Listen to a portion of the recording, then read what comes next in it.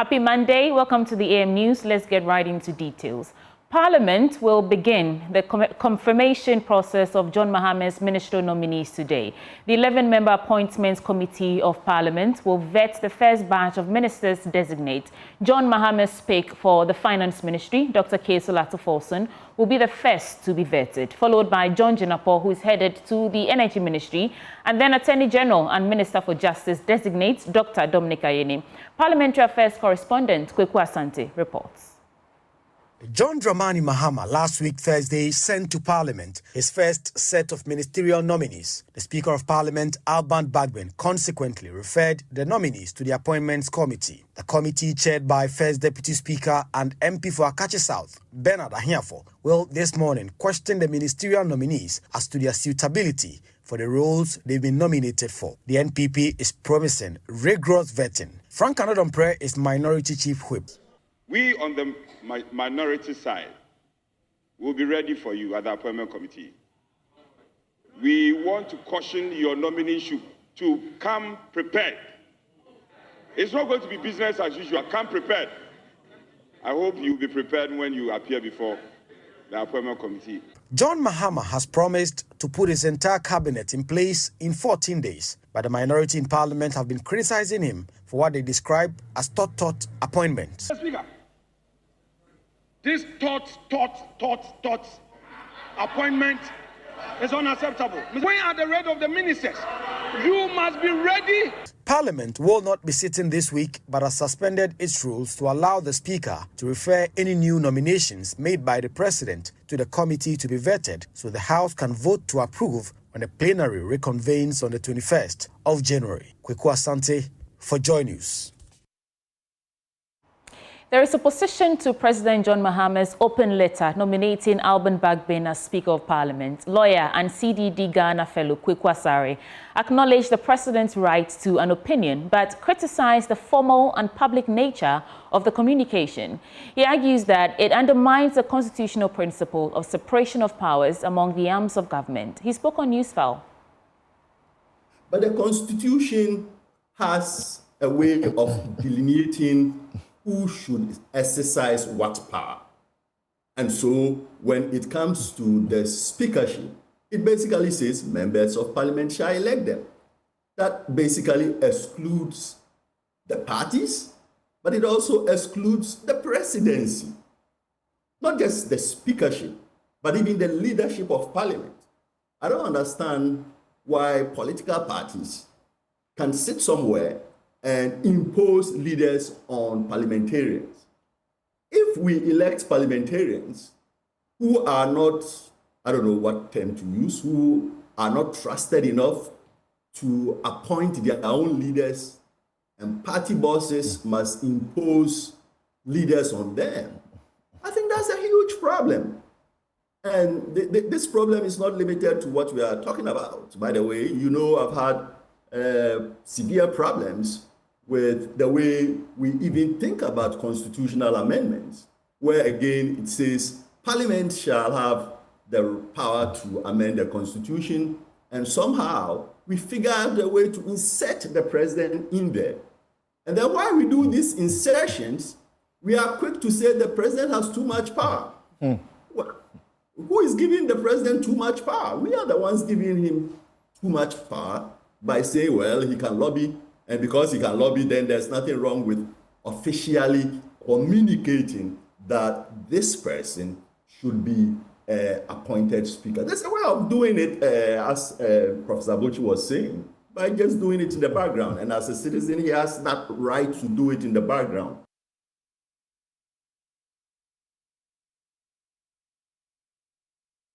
Also, constitutional rights lawyer at Democracy Hub, Oliver Bakavomawo, criticized sections of the letter mandating members of Parliament to elect Albert Bagbin as Speaker. He also expressed concern over Speaker Bagbin's decision to issue a letter accepting President John Mahamas' nomination. Yes, more. I mean, I am agreed with the view, particularly in this instance, where a letter was issued saying, and using the word mandating members of Parliament to appoint the Speaker. I think that the bigger problem goes to even in terms of how parliamentary leadership is composed. We elect members of Parliament from 7 December, and by the 9th particularly, we know who the elected persons are. Already from that point in time, individuals elected must begin to caucus and determine who their leadership is. That leadership can embark on a conversation with their party, with the elected president, if their candidate wins, and even other stakeholders as to who they think, in a way of achieving some level of broad consensus across board, who that person should be. That process is healthy for our democracy, and the fact that there's a lobbying process where persons may have different views should not necessarily be viewed as one and the same when a letter is issued saying that after consulting, I have mandated you to appoint. I think it diminishes the front's role that parliamentarians ought to play in the process. Now, President John Mahamas has directed the Chief of Staff, Julius Debra, to facilitate the immediate distribution of food supplies stored in warehouses in Tema to senior high schools nationwide. This move aims to alleviate the ongoing food shortages affecting schools across the country. Speaking during a Thanksgiving service on Sunday, Mr. Mahamas also pledged to investigate the National Cathedral project as part of his commitment to addressing pressing national issues. We'll tell you more. As we speak, we have a challenge currently with feeding students in secondary schools, as the Ghana Education Service insisted that schools must reopen on the 3rd of January, contrary to the advice of the Conference of Heads of Assisted Secondary Schools. As a stopgap measure, I've asked the Chief of Staff to work with the Ghana Education Service to allocate and evacuate food that is currently held in warehouses in Tema, which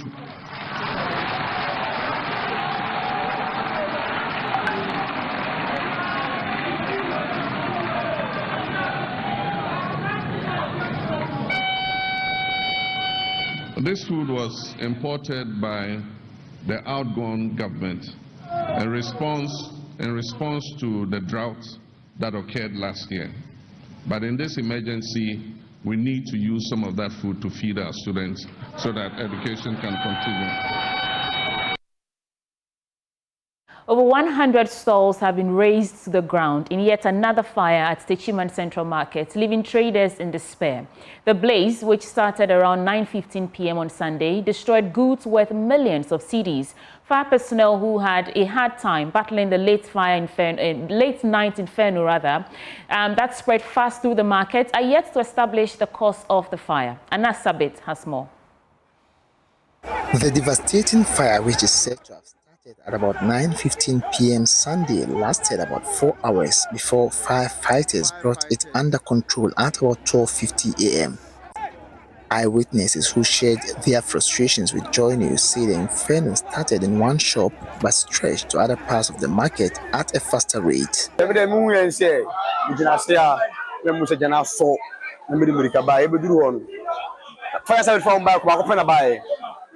Like what man do then and so the sign and for Sunday by into the moon and say Jana for now there is a bus for say minimum the moon.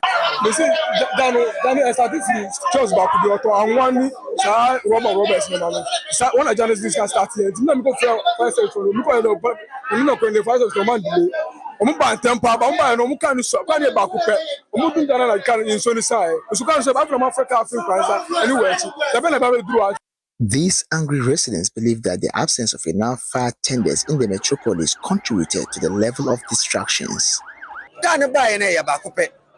And I can't also buy I need to 15 minutes per hour. And then so I say I was a deal and was to 3 and or boy. Gajana can there is it. Oh, your best penny for your best ram. Then I'm penny for some mutia best ram. Oh, yes, I will be East Capital. Now then a fire service sky about power. Yes, sir. Mama fire service car, say me no plan army and sank a boy. Take me no army and send a buyer. And can met you. You can't jinx. Hundreds of traders who lost their decades of investments share with us how the fire incident will affect their economic lives if not supported by authorities. Sister Ama is one of them.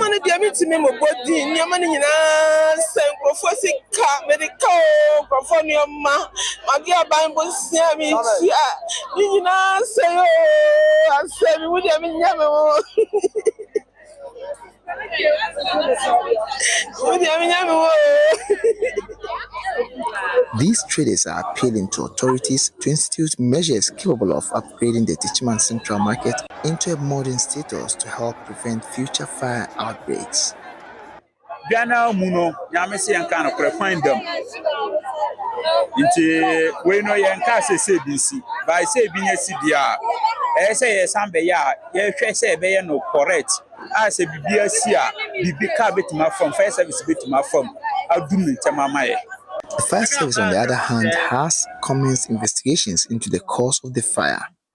ACFO2 Naomi Ofuri Adubia Sapon is the Bono East Regional Fire Commander. For the investigation, we've not yet come out with it because it's too early and we have started the investigation. So by tomorrow or the next day, we'll be able to come out with the exact cause of the fire. She explained that the congested nature of the market made it difficult for firefighters in their quest to douse the fire. It was difficult for our men to enter, so many things were scattered in the market, and it was very difficult for our men, but because they are professionals, they were able to control and put it under control. ACFO2 Naomi Sapon, however, admonished its residents across the region to beware of fire outbreaks, particularly in the dry season. As we've already entered into the dry season. In fact, people must be cautious. They should be much cautious about fire outbreaks because for us, with the fire personnel, we've been going out to educate the public about the prevention of these fires. So people should listen to fire service and be more cautious so that we will not experience what we are seeing today. Reporting for Joy News, Anas Sabit, Techiman. In other stories, some aggrieved drivers in the Atibuwa-Mantin municipality of the Bono East region have attacked the area police station following the killing of a 75-year-old driver by suspected armed robbers on Friday. A police vehicle was destroyed in the process by the drivers who went on accusing the police of doing little to prevent robberies in the area. And that's a bit again. Because most especially, we make surrounding areas. Throughout the Atibuwa-Mantin municipality, including all the villages, we are faced with frequent armed robbery attacks, even when going to our farms. Between Atibuwa and Mantin, day in and day out, these robbers attack us, and we don't know what exactly the police are doing about it.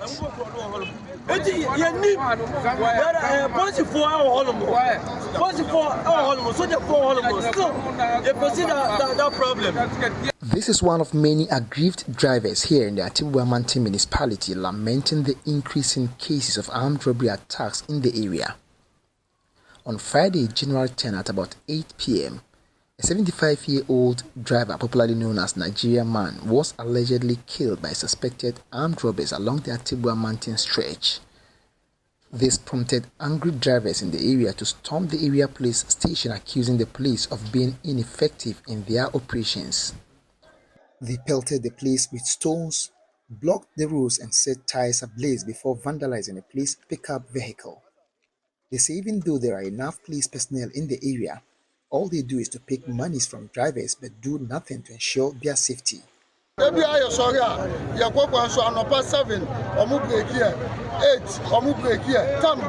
drivers, are always on the roads, but the police do nothing to ensure our safety. The MTTD in particular are always on the road distorting monies from us morning, afternoon and evening. There are about 10 police barriers on this stretch alone, but in the evenings they leave and we are exposed to robbery attacks.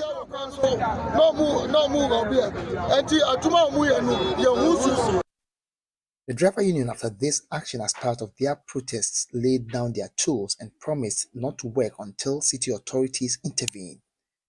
George Mensah is the Atibuwa-Mantin GPRTU secretary.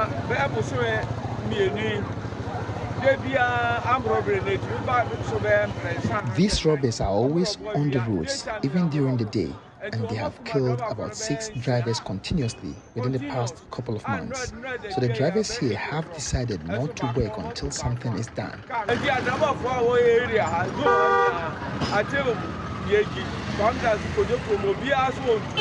Some stranded passengers shared their frustrations with Joy News and appealed to authorities to help improve the security situation of the area. Since morning, we have not been able to get cars to go. And when we asked, we were told that armed robbers are gunning over the street. So yesterday, one of the drivers was shot dead, and then as I speak now, is at the mall. So we are pleading for the government to help us to bring more security men to beef up the security here so that we can, those armed robbery cases can be kept at Atebu and Mante district. So we want the government to beef up the military service so that those problems can be solved. Otherwise, the inhabitants of Atebu and Mante, we are suffering.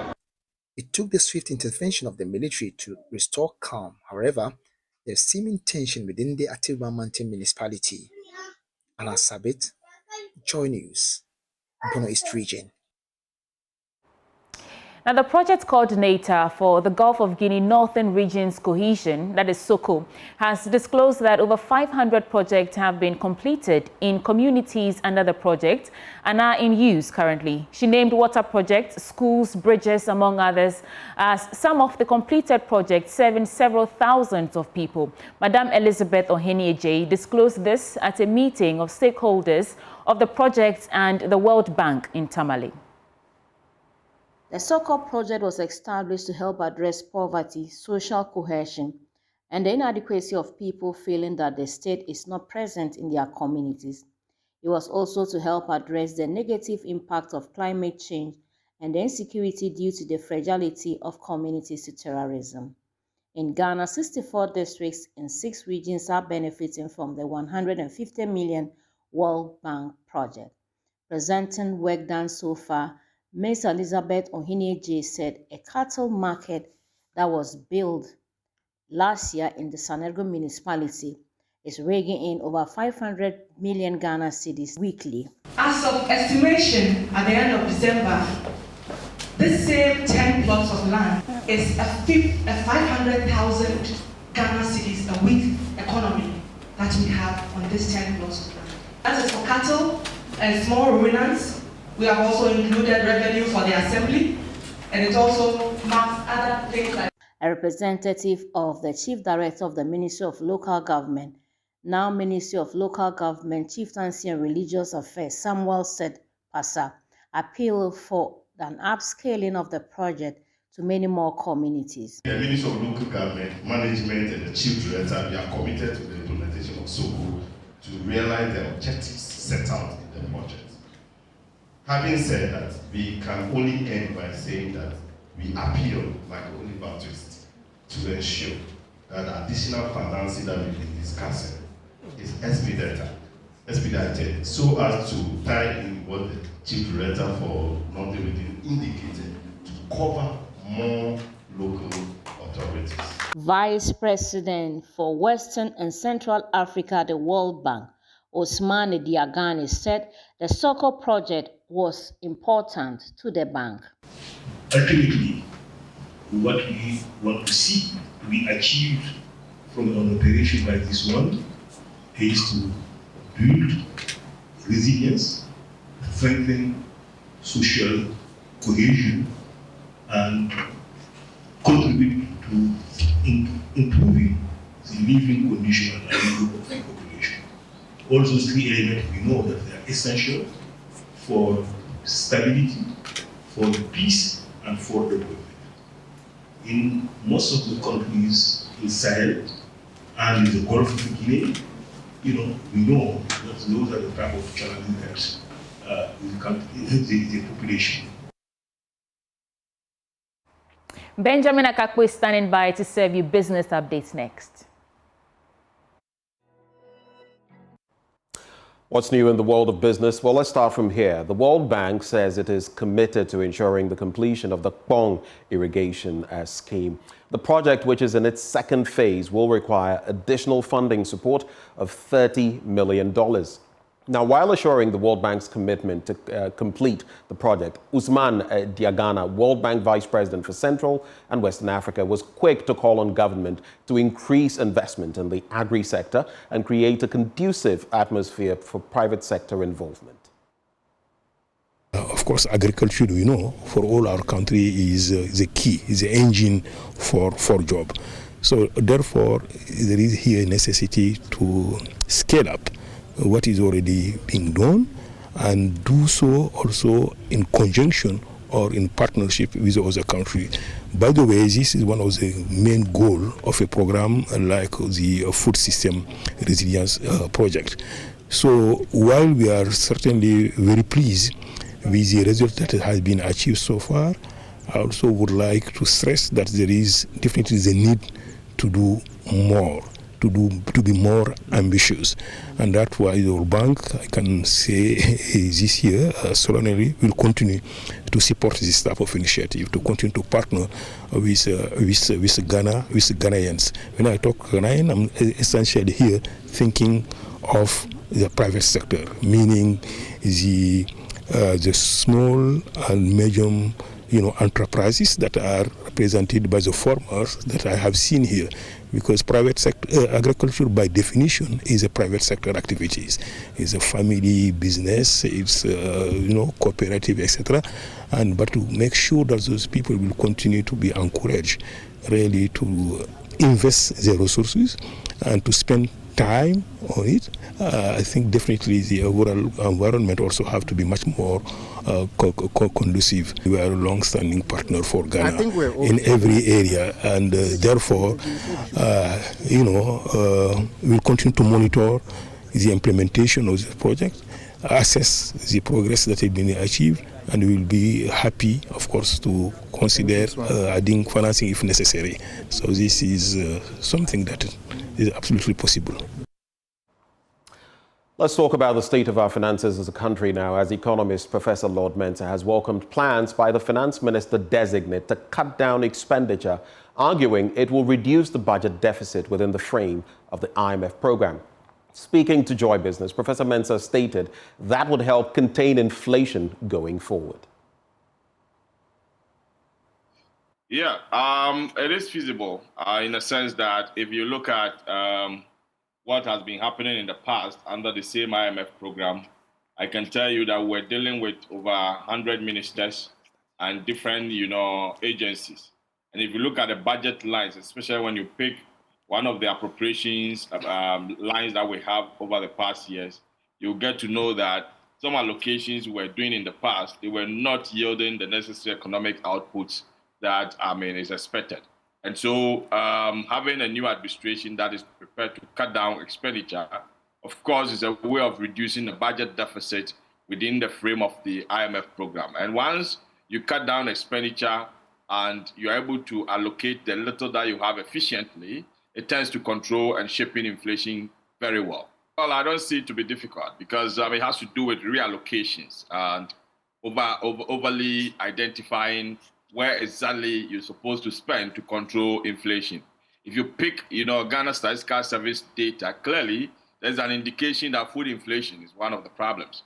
It's unfortunate in the past we've been spending on planting for food and jobs, but it hasn't yielded the necessary, results that is expected by reducing food prices. So from where I sit, if the new administration is coming in force and they want to allocate, resources into agriculture, certainly targeting certain foodstuffs, will be very, very important in controlling inflation.